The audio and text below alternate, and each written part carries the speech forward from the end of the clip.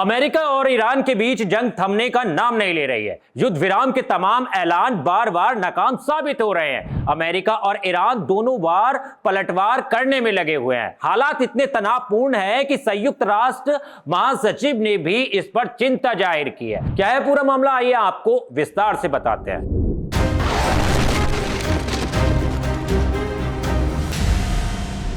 नमस्कार, बोले भारत देख रहे हैं आप और मैं हूं आपके साथ ऋषभ चौहान। ताजा हमला ईरान की तरफ से हुआ है, जिसे उसने अमेरिकी हमलों पर जवाबी कार्रवाई बताया है। ईरान का दावा है कि उसने जॉर्डन में अमेरिका एयरबेस पर 12 मिसाइलें दागी है। ईरानी आर्मी IRGC का दावा है कि इस हमले में जॉर्डन के अमेरिकी एयरबेस पर मौजूद F-15, F-16 और F-35 जैसे लड़ाकू विमानों को भी निशाना बनाया गया है। इससे पहले अमेरिकी सेंट्रल कमांड ने दावा किया था कि उसने राष्ट्रपति ट्रंप के आदेश पर ईरान के भीतर कई फौजी और राजनीतिक ठिकानों को निशाना बनाया है। इन अमेरिकी हमलों के दौरान ईरान के किश द्वीप, बंदर अब्बास, सिरकी और मीनाब जैसे इलाकों में बड़े धमाकों की खबरें भी सामने आई हैं। ईरानी मीडिया के मुताबिक हालात को देखते हुए कई क्षेत्रों में एयर डिफेंस सिस्टम को हाई अलर्ट पर रखा गया है और सेना को किसी भी स्थिति से निपटने के लिए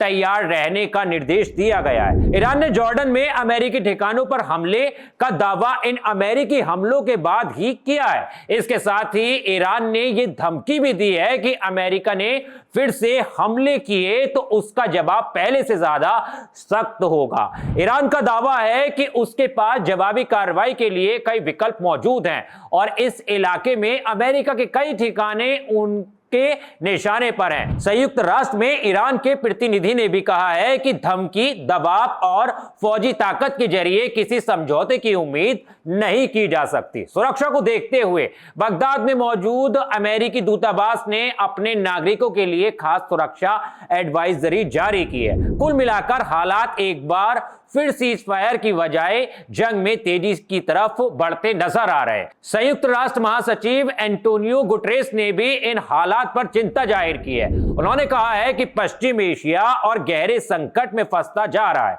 और इसका असर सिर्फ इस इलाके पर ही नहीं बल्कि दूर दूर तक पड़ रहा है। उन्होंने कहा कि इस हफ्ते हमले और बढ़े हैं, हालात और बिगड़े हैं। यहां सीज फायर का मतलब असल में युद्ध विराम नहीं बल्कि लेसर फायर यानी कुछ कम युद्ध हो गया है। गुटेरेस ने आशंका जाहिर की है कि यह कम तेजी वाली लड़ाई कभी भी बड़े युद्ध में बदल सकती है। इन हालात में उन्होंने सभी पक्षों से कूटनीतिक समाधान की दिशा में आगे बढ़ने की अपील भी की है। गुटेरेस ने शांति की अपील करते हुए कहा है कि अब और हमले नहीं, अब और बहाने नहीं। संयुक्त राष्ट्र को ऐसा इसलिए कहना पड़ रहा है क्योंकि फरवरी साल 2026 में जंग शुरू होने के बाद अप्रैल में युद्ध विराम का ऐलान हुआ, लेकिन जमीन पर जंग तब भी बंद नहीं हुई। ताजा हमलों ने युद्ध तेज होने के खतरे को फिर से बढ़ा दिया है। लेकिन इस पूरे मामले पर आप क्या सोचते हैं? इस वक्त ये जो वॉर चल रही है उस पर आपका क्या कहना है? एक बार हमें कमेंट करके जरूर बताइएगा। देश और दुनिया की तमाम खबरों के लिए